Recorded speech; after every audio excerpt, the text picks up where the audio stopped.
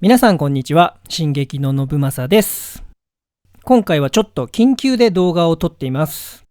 というのも、これから新しいシリーズに突入していこうと思って準備を進めていたんですが、その前に一つ上げておきたい動画ができました。経緯をお話ししますと、先日の国際シンポジウムで失われた10部族について長年研究されてきたマーゴットさんという方が参加されていました。彼女のお子さんは北インドのミゾ族の方と結ばれたんですけども、このミゾ族も失われた10部族のうちのマナセ族の末裔とされているんです。そしてミゾ族はもともと今のタイに住んでいるカレン族から枝分かれした部族だと言われていて、つまりカレン族もまたマナセ族ということになります。そんな流れでマーゴットさんが制作されたカレン族に関する動画があるんですね。今回のシンポジウムに向けて日本語の字幕もつけられているんですけども、この動画をよかったら僕のチャンネルでも上げてくれないかとマーゴットさんが言ってくれたんです。僕も3日間会場でお話もさせてもらったんですけども、スコットランドの民族衣装なんかもすごく素敵で、とってもチャーミングな女性の方でした。勝手にもう友達になれたと思っているので、僕で力になれるならということで、その動画のデータをいただいたので、今から皆さんにご覧いただこうと思います。それでは早速ご覧ください。どうぞ。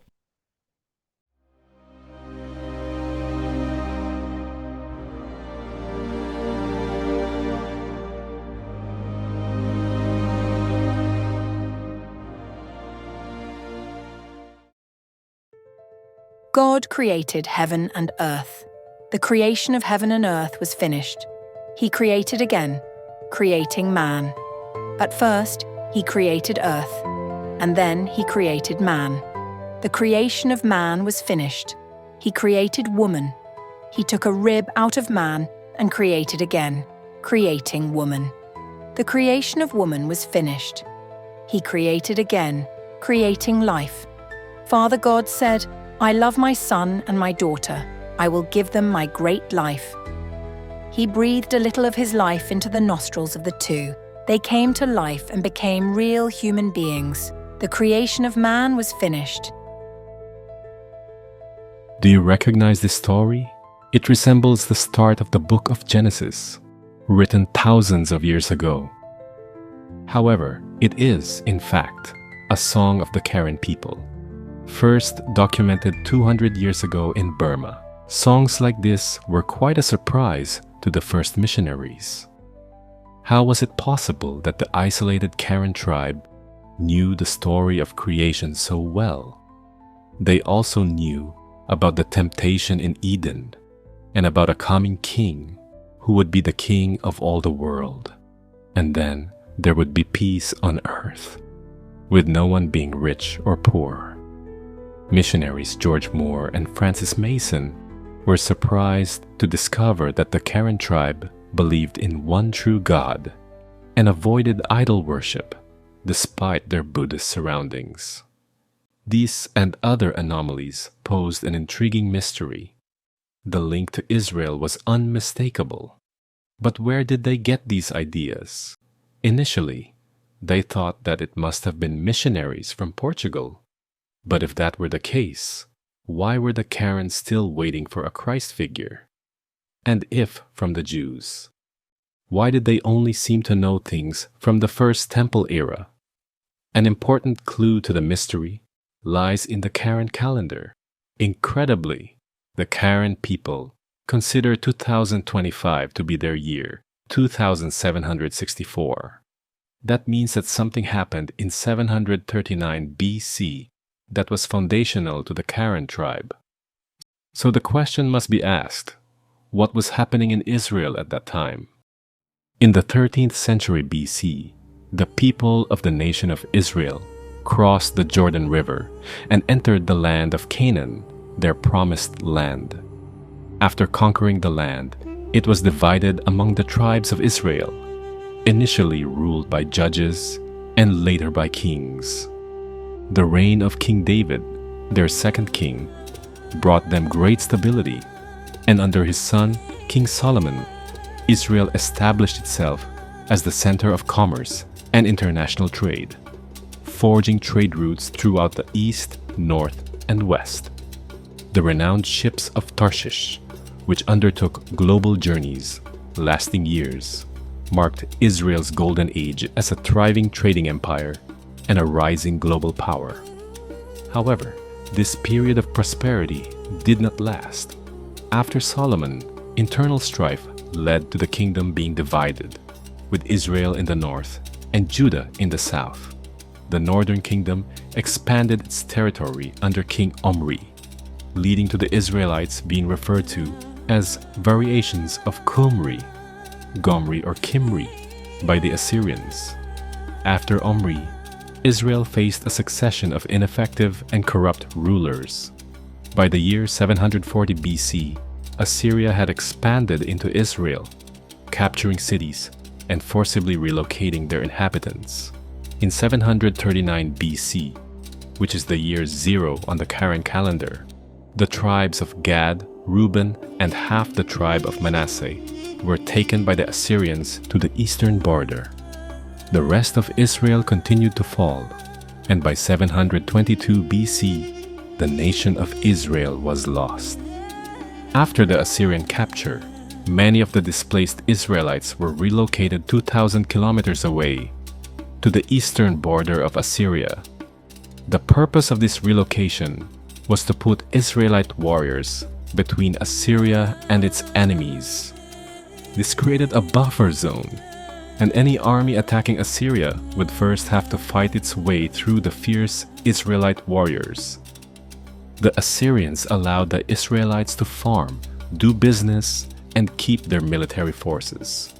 But many of the Israelites would not stay, and instead chose to keep moving on. They went to the trading centers established by Solomon. They went west, north, and east, finding new land to start new lives as exiles.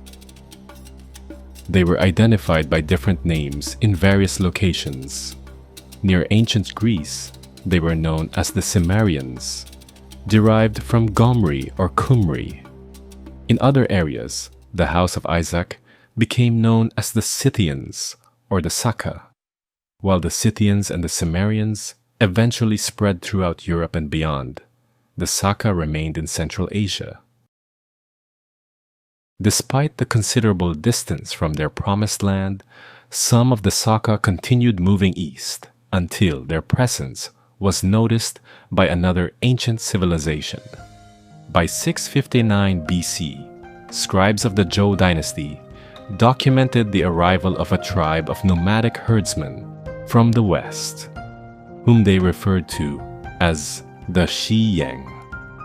The Chinese symbol for Qiyang is a combination of the symbols for a sheep and a man. The Qiang were different from the Chinese Han population in both appearance and behavior. They were considered as others or not proper Chinese, and so the Qiang maintained their nomadic lifestyle, following their herds in mountainous regions, which likely helped to preserve many of their Israelite traditions. The Xiyang tribes consistently appear in Chinese historical records from the Zhou dynasty to today, including a migration of Xiyang to the southwest of Chengdu between 380 and 362 BC, seeking refuge from the powerful Duke of Qin.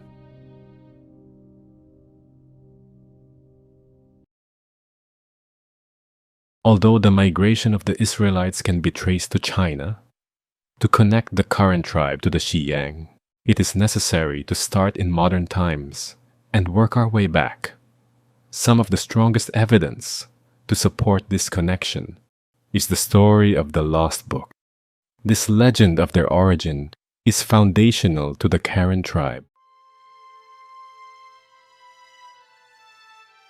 In 1819, after nearly a decade of fruitless evangelism in Burma, Adoniram Judson, the first Christian missionary to the region, arrived at a turning point.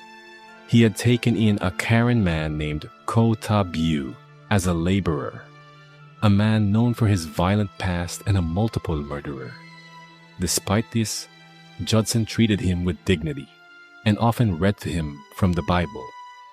One day, something stirred in Kotabiu.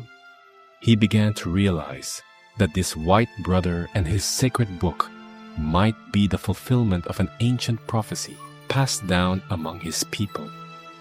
From that moment on, Kotabiu became a passionate student of the Bible. He soon pleaded for the opportunity to evangelize his people. The Karen. Wherever he traveled, the Karen received the Bible, not as a foreign book, but as their long-lost book, the one foretold in their traditions. The fire that Kotabiu ignited in the Karen started spreading among other people groups, including the Lahu, Wa, Shan, and Kachin, as they began to respond with similar recognition and enthusiasm. Incredibly, they too had been waiting for their precious lost book.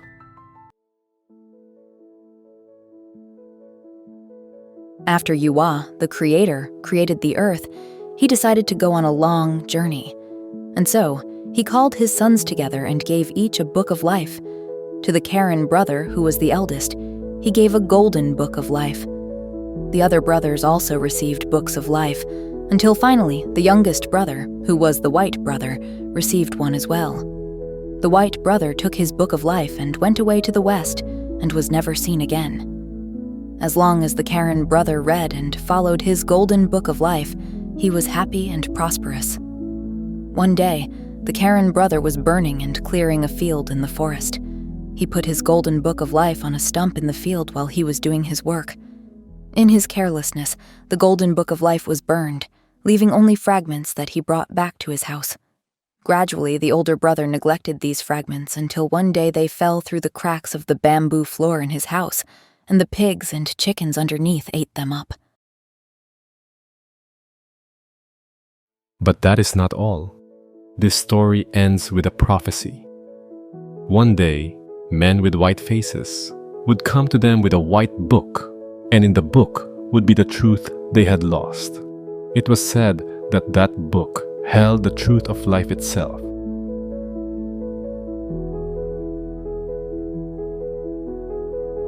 In their history, among the tribes of northeastern India, the Mizo, Kuki, Chin, Mikir Karbi, and the Kasi, as well as neighboring groups like the Wa, the Lahu, and the Kachin in Myanmar and Thailand, all have a lost book story. More lost book traditions can be found to the north, among the Kyrgyz in Kyrgyzstan, the Altai people of southern Siberia, and also among the Qiyang tribes in China. In nearly all these accounts, the sacred book is not merely lost, it is destroyed. Sometimes it is burned, other times eaten. However, its loss is always tragic and significant. These groups share other remarkable similarities. Like the Karen, several of them possess ancient songs that contain verses strikingly similar to those found in the Bible. Consider this fragment from an ancient Karen song. When the Karen king arrives, there will be only one monarch. When the Karen king comes, there will be neither rich nor poor. When the Karen king shall come, rich and poor will not exist. When the Karen king arrives, everything will be happy. When the Karen king arrives, the beasts will be happy. When Karens have a king, lions and leopards will lose their savagery. This song bears a remarkable similarity to Isaiah 11. It is significant that Isaiah 11 also talks about the return of the lost tribes, specifically Ephraim, the northern kingdom, at the time of the Messiah's return. Many lost book people, including those in Kyrgyzstan, remember details of their ancient migration. The Kyrgyz celebrate this through the Manas epic, a multi-day chant that recounts their history and tells the story of a hero named Manas. The name Manas or Manasi appears in the traditions of other lost book tribes and is likely derived from Manasseh, one of the lost tribes of Israel. Another profound connection lies in their concept of God. Many lost book people revere a single creator. Among the Karen, that creator is called Yuwa, a name that is very similar to Yahweh, or Yehovah, the God of Israel. Another interesting connection among the lost book peoples is the tribal memory of a cave in a place called Shinlong. For the Mizo, Kuki, and Chin peoples, Shinlong holds deep cultural significance. In their folk songs, their sudden departure from Shinlong is remembered with sorrow and longing. Strange are the faces and no friends they are. I had to leave Shinlong my home. And another, The famous Shinlong is my home, the land of my father and mother. To call it back if it were possible, the land of my father and mother. remarkably, Shinlong is not a mythic location. There is a place in China called Shinlong, and recently an expedition there documented a vast cave, which is likely the cave remembered in the history of the Mizo, Kuki Chin people. The cave stretches an estimated 10 to 20 kilometers. Inside, there is evidence of ancient cooking fires and signs of long-term habitation. It is suggested that the cave could have sheltered up to 20,000 people. The location of this cave coincides with an episode in Chinese history from 1730 AD. The governor of Sichuan dispatched 12,000 soldiers to put down the activity of so-called bandits in Shinlong. These bandits are believed to have been the Min River Shiyang and the ancestors of the Mizo, Kuki, Chin people. The lost book peoples of northeastern India exhibit striking cultural traditions that closely align with those of the Karen, suggesting a shared ancestry likely rooted in the Xiyang people of China. However, evidence suggests that the Karen may have migrated south earlier, traveling in a series of waves along the ancient T-horse roads. In the early 1800s, Dr. and Mrs. Mason, missionaries in northern Burma, observed that the Saga Karen possessed an extensive oral tradition that mirrored biblical themes.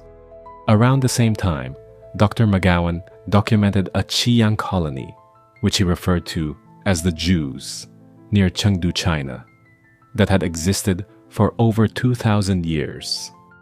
He proposed that this group could have been the source of the Karen. Among the Karen, there was a deeply held expectation of a coming king who would bring universal peace and restore a lost book authored by the Creator.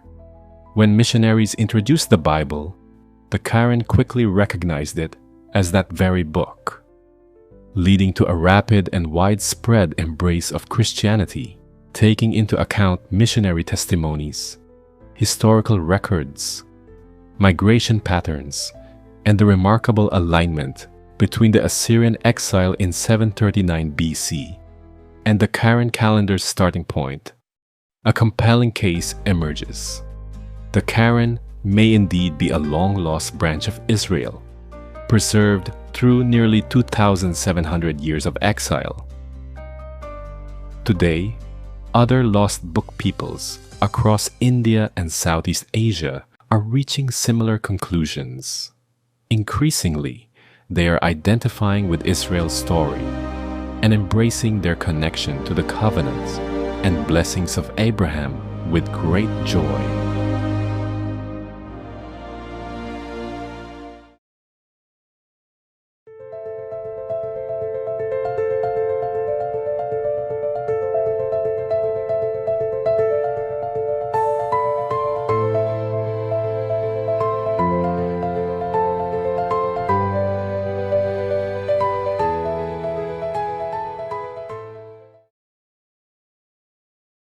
いかがでしたか？カレン族が独自に使っているカレン暦は、久保有正さんもお話ししてくださっていましたが、神武天皇の即位が紀元前660年となっているのも、やっぱりいろいろと想像をかき立てる年代設定ですよね。マゴットさんありがとうございました。またお会いできるのを楽しみにしています。ということで、次回からはいよいよ新しいシリーズに突入していきますので、皆さん楽しみにお待ちくださいね。それではまた次回の動画でお会いしましょう。